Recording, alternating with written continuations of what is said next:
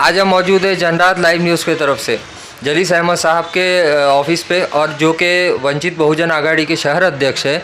और आज हम इस टॉपिक से सर से बात करने वाले हैं मणिपुर में जो वायलेंस चल रही है 2 महीने से, और अब ये वायलेंस चरम सीमा तक पहुंच चुकी है।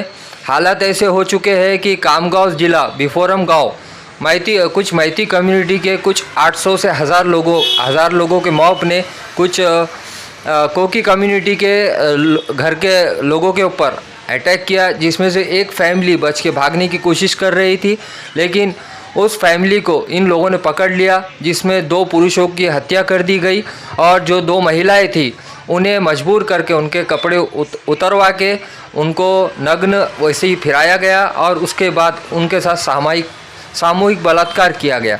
आइए सर से इस ताल्लुक़ से जानते हैं, या ऐसी जो हरकतें हो रही है मणिपुर के अंदर, जो वायलेंस हो रही है, इसके ज़िम्मेदार कौन है? सर, इसके ज़िम्मेदार कौन है? देखिए, सबसे पहले मणिपुर में पिछले 2 महीने से जो एक नंगा नाच चल रहा है, इंसानियत शर्मसार हो रही है। ये बड़ी तकलीफ़देह बात है। पिछले 2 महीने से जो सोशल मीडिया के ज़रिए, अखबारात के ज़रिए जो तस्वीर और न्यूज़ आ रही है, वो देखकर और पढ़कर कलेजा बैठ जा रहा है। इंसानियत सोच हरकतें हो रही है। बड़ी शर्म की बात है कि हमारा मुल्क एक जमहूरी मुल्क है, जहाँ पर सभी मज़ाहिब के लोग मिलजुल कर रहते हैं। कई सालों से हम बिल्कुल मिलजुल कर रहे हैं, लेकिन कुछ शरपसंद अनासिर इन्होंने तो इंसानियत को शर्मसार करने की हद जो है पार कर दी है। इसकी जितनी मजम्मत की जाए और इसकी जितनी इस पर दुख जाहिर किया जाए और जिस पर इसकी जितनी तनकीद की जाए कम है। तो इसकी सीधा ज़िम्मेदार जो है मरकज़ी हुकूमत, बीजेपी हुकूमत है, और स्टेट में मणिपुर में जो बीजेपी की हुकूमत है, वहाँ के वज़ीर आला है, ये सीधा इसके ज़िम्मेदार है। देखिए, अगर कोई भी स्टेट लेवल पे अगर कोई भी किस्म का हादसा होता है, फसाद होता है, या फिर ऐसी खूरे झड़पें होती है, तो उसका पूरा ज़िम्मेदार जो है स्टेट गवर्नमेंट होती है। और जो भी मौतें होती है, लोगों का जो भी नुकसान होता है वहाँ पर, उसकी भरपाई करने की ज़िम्मेदार सीधा स्टेट गवर्नमेंट होती है। यह बड़ी शर्म की बात है कि सुप्रीम कोर्ट को इसमें मुदाखलत लेना पड़ा। सुप्रीम कोर्ट को ये कहना पड़ा कि अगर आप में दम नहीं है तो आप हट जाइए। सुप्रीम कोर्ट खुद वहाँ जाकर लोगों को इंसाफ दिलाएगी, और वहाँ पर जो पिछले 2 महीने से जो ये आम लोगों के साथ, ख़ास तौर से औरतों के साथ वहशियाना सलूक किया जा रहा है, उसका हम निपटेंगे। तो देखिए, अखलाक़ी ज़िम्मेदारी ये है हमारे वज़ीर आज़म नरेंद्र मोदी की और वहाँ के वज़ीर आला की कि इन्होंने इमीडिएट फ़ौरन इन्होंने इस्तीफ़ा देना चाहिए, और मणिपुर के आवाम से बल्कि पूरे मुल्क भर के आवाम से माफ़ी मांगकर इन्होंने अपना जो इनकी जो कुर्सी है, इनका जो ओहदा है, वो खाली कर देना चाहिए। सर, एक सवाल और है आपसे कि अभी जो फैमिली जो वहाँ से ये आगजनी के दौरान जो मैती कम्युनिटी के लोगों ने जो अटैक किया, उनसे बचने के लिए भागे, लेकिन एक बात ये भी अमूमन देखने में आ रही है कि ये जो फैमिली थी ये पुलिस प्रोटेक्शन में थी, जबकि मैती कम्युनिटी के लोगों ने जबरन पुलिस प्रोटेक्शन से इन्हें खींच के इनके साथ ऐसी हरकत की है। तो ऐसा आपको क्या ऐसा लगता है कि लॉ एंड ऑर्डर की सिचुएशन पूरी तरह से मणिपुर में तबाह और बर्बाद हो चुकी है, और पुलिस प्रोटेक्शन रहने के बावजूद भी ऐसी हरकत हुई, तो क्या आपको ऐसा लगता है कि पुलिस इसके अंदर कुछ नहीं कर पाई? क्या पुलिस का इसमें हाथ है? जाहिर सी बात है, पुलिस को हिम्मत किससे मिल रही है? जो हुकूमत है, जो आज मनसब पे है, जो आज सत्ता में है, उन्हीं के ज़रिए जो है पुलिस को हिम्मत मिल रही है। पुलिस को खुली छूट दी गई है। इसके वक्त आपकी तवज्जो मबजूल करवाना चाहता हूँ, वहाँ पर ले जाना चाहता हूँ, तो वहाँ पर भी जो है खुलेआम पुलिस को छूट दी गई थी कि आपके जो दिल में आता करो। पुलिस ने खुलेआम कत्लेआम किया वहाँ पर। हज़ारों लाखों लोग जो है, गवर्नमेंट तो बताती है कि कुछ 100 है, लेकिन एक्चुअल देखा जाए तो हज़ारों लाखों वहाँ पे अमवात हुई। उसी तरह मणिपुर में हो रहा है कुछ। मणिपुर में स्टेट गवर्नमेंट ने और सेंट्रल गवर्नमेंट ने जो है खुली छूट दे के रखी। देखिए, अगर सेंट्रल गवर्नमेंट की अगर नीयत साफ़ होती है तो इमीडिएट जो है वो एक दिन में 24 घंटे में ये फसाद रोक सकती थी। वहाँ पे मिलिट्री भेज सकती थी, वहाँ पर अपनी पूरी क़ुव्वत ताकत लगाकर जो है वहाँ पे जो फसाद हो रहा है उसको कंट्रोल कर सकती थी। लेकिन सेंट्रल गवर्नमेंट की नीयत ही नहीं है कि मणिपुर में सब सूरत हाल अच्छा होना चाहिए। ये अपने सियासी फ़ायदे के लिए ज़रा सी 5 साल के जो है इनके हुकूमत के लिए ये सारी चीज़ें कर रहे हैं। इनको शर्म आनी चाहिए कि आपके ज़रा से जो है कुछ सालों के इक़्तिदार के वास्ते आप हज़ारों लाखों बेकसूर जो है इंसानों का आप कत्लेआम कर रहे हैं। वहाँ की जो औरतें हैं, जो लड़कियां हैं, उसकी उनकी खुलेआम असमत दरी की जा रही है। और जहाँ पर भी देखिए, जहाँ पर भी दरिंदगी हुई, जहाँ पर भी फैसाद फैला, वहाँ पर सीधा सीधा पुलिस का हाथ रहा है। अभी तक जब से हिंदुस्तान आज़ाद हुआ है, हमारा मुल्क आज़ाद हुआ है, जब से लेके अभी तक जो है पुलिस की जो कारकर्दगी है वो मशकूक है, वो डाउटफुल है। पूरी तरह पुलिस को स्टेट और सेंट्रल गवर्नमेंट छूट देती है, तभी जाके पुलिस वालों की हिम्मत बढ़ती है और इस किस्म की वो वारदातें अंजाम देते हैं।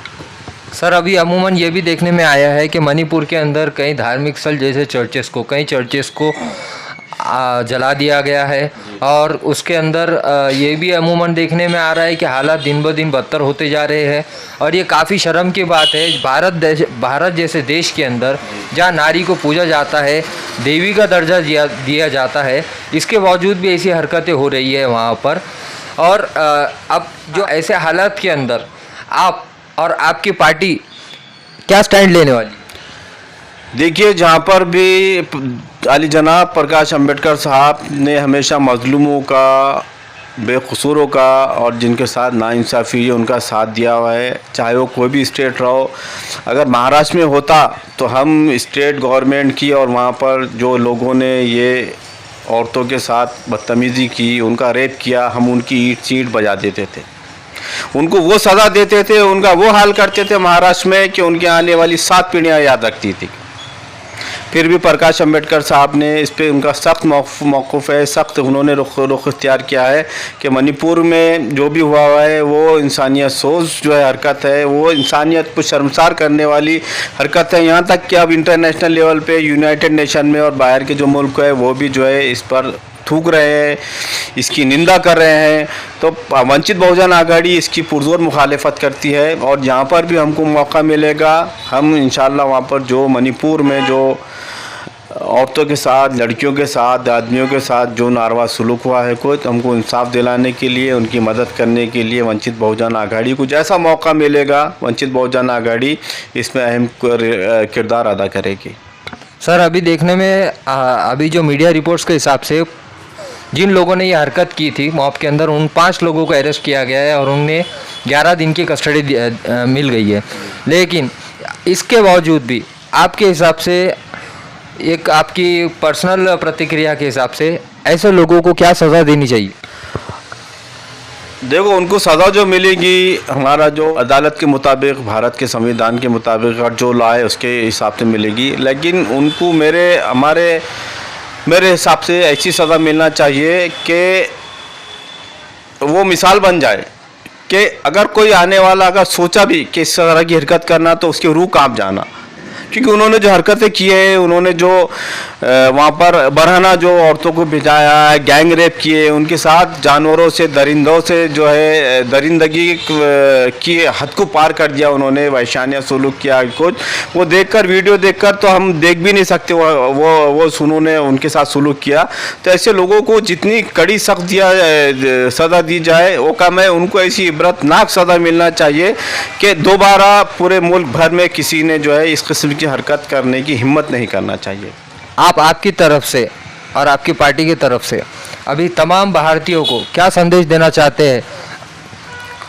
तमाम भारतीयों को मैं ये संदेश देना चाहता हूँ कि अब तमाम भारतीयों को समझ लेना चाहिए कि सेंट्रल गवर्नमेंट की, स्टेट गवर्नमेंट की क्या नीति है, उनकी क्या नीयत है माइनॉरिटीज़ को लेकर, औरतों को लेकर, बच्चों को लेकर, दलितों को लेकर, मुसलमानों को लेकर, क्रिश्चियनों को लेकर। उनकी नीयत बिल्कुल साफ़ नहीं है। वो चाहते कि हमारे मुल्क में जो है ना माइनॉरिटी चैन से रहे, ना औरतें चैन से रहे, ना किसान चैन से रहे, ना जवान चैन से रहे।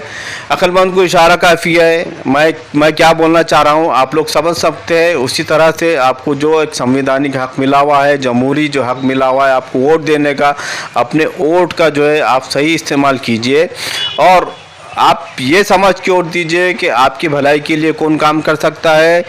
आपकी जो अभी तो बोल रहे हैं, जो अभी तो बड़े बड़े वादे कर रहे हैं, अभी जो बड़ी बड़ी बातें करते हैं, जो अपने आप को बोलते हैं कि 56 इंच का सीना है, तो मतलब लेकिन अब ये मणिपुर में और दूसरे स्टेट में जो हादसे हुए उसमें समझ में आता है कि कौन 56 इंच का सीना कौन रखता है और कौन नहीं रखता है। सिर्फ मैं ये संदेश देना चाहता हूँ भारत भर के मेरे भाइयों को, बहनों को, लोगों को कि आने वाले वक्त जो है वो बहुत कठिन गुजरने वाले है। उसी के मुताबिक जो है आप अपने स्टेट के और अपने सेंट्रल के जो है पार्टियों का आप अपने वोट के ज़रिए इंतखाब कीजिए। हमने जलीस अहमद साहब से बात की है और इन्होंने तमाम भारतीयों से इतनी अपील की है कि वो एकजुट होकर जो हरकतें हो रही है मणिपुर के अंदर उसका खुले शब्दों में विरोध करें। और दूसरी बात अमूमन ये भी देखने में आ रही है, भारत देश जो कि संविधान के अधिकार पूरे देता है, इसके बावजूद भी आज भारत देश जो कि एक डेमोक्रेटिक कंट्री है, इस भारत देश की छवि पूरे विश्व के अंदर काफ़ी ख़राब हो चुकी है। और भारत देश में ऐसी हरकतें नहीं होनी चाहिए जो कि हो रही है। और हमारे प्रधानमंत्री आज चुप्पी खामोश करके इख्तियार करके बैठे हुए और उसके ऊपर कुछ बोलने के लिए तैयार नहीं है। बस आज के लिए इतना ही। आप देखते रहिए जनराहत लाइव न्यूज़ खान राफी मोहम्मद के साथ।